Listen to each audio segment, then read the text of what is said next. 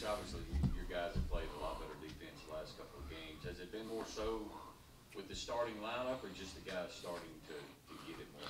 I think part of it is getting it more, and part of it is having IJ back. I think having IJ back makes a huge difference, just with his experience and understanding of what we're trying to do defensively. Gives us another guy out there that's been through it before and totally gets it. He's probably our best defensive player, and so not having him for those 5 games impacted us, at both ends, and starts with defense. I see Stapleton a lot, and Thomas Peters too in huddles, and Kegler as well in huddles, like rallying the team. But as far as on the court goes, it's mostly like Reddy communicating. Do you feel like that's changing at all, as far as their guys communicating on the court? Yeah, I think it's getting better, but it's still, we're, still learning, no question, in that area. And IJ is terrific in that way. I mean, he really gets it, and is very good talking to his teammates. And, he's an actual coach on the floor. He's done a great job, and that's what he wants to be. So you can see that he'll have success, at least in my mind. Peter says that he struggled with his shot lately, I think, the past 2 games. Does that matter with that shot selection? Or shot yeah, it's part shot selection for sure. Taking and that's his field goal percentage, both from 3 and overall, has been down. And part of that may have been it kind of started when, after he got the hip pointer and was dealing with all that. But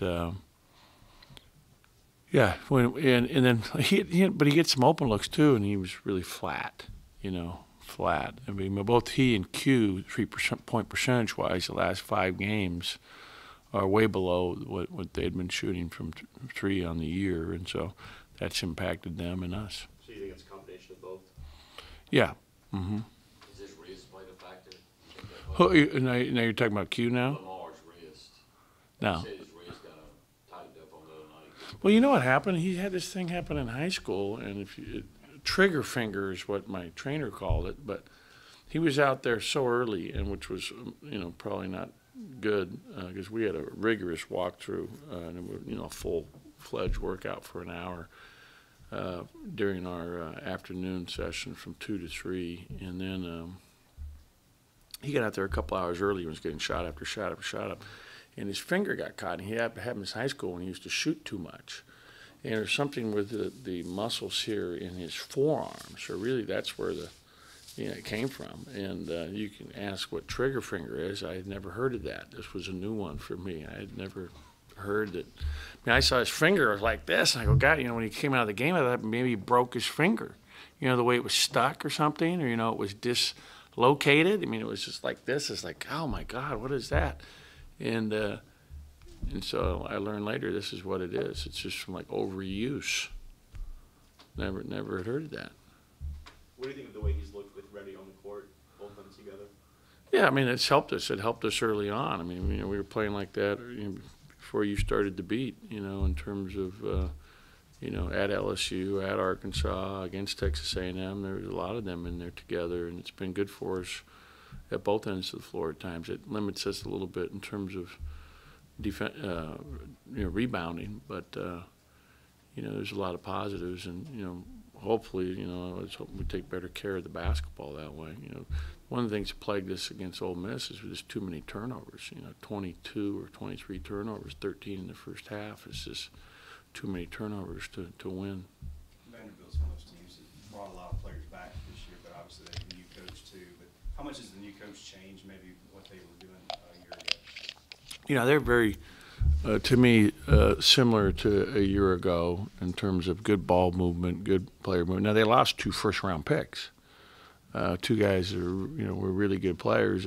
But the bulk of that team was back, and they went to the NCAA tournament last year. So they, have players that have won before and won at a high level. And they're playing really well right now, watching them. I mean, they're playing the best they've played.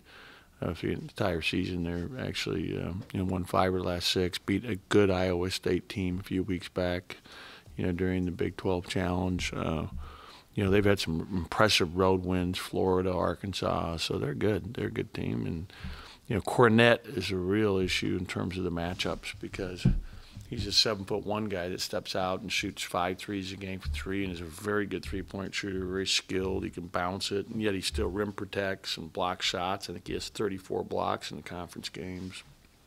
So, you know, he's going to be a guy that, you know, I won't be surprised at all when he ends up on the NBA roster next year because, you know, he's the modern day NBA stretch big that can shoot threes, pass the ball, move, protect the rim, knows how to play, and is a good athlete. I mean, he's a real matchup nightmare, and LaChance and Fisher Davis are really good players that can really put the ball in the basket. You know, Rob Roberson's a good player, you know, multifaceted, hard matchup because he can guard for us but plays like a 3, you know, very skilled. They shoot it so well and pass it so well. They really know how to play. What do you know about Bryce Drew as a coach? He was obviously a player when you were in Northern Arizona, but now in his first year at Vanderbilt, what do you think?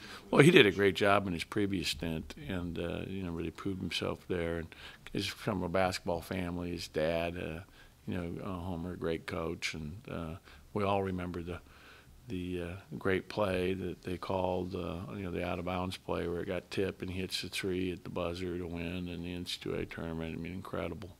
And his dad was a great coach. So he's been around his whole life. He's a coach's son. And, you know, it's part of who he is and was a great player. Not good, great player. And, you know, obviously his brother's a very successful coach, one of the, you know, most successful teams in the country this year, and Baylor is slated to be a 2 seed. So, you know, it's a heck of a basketball family.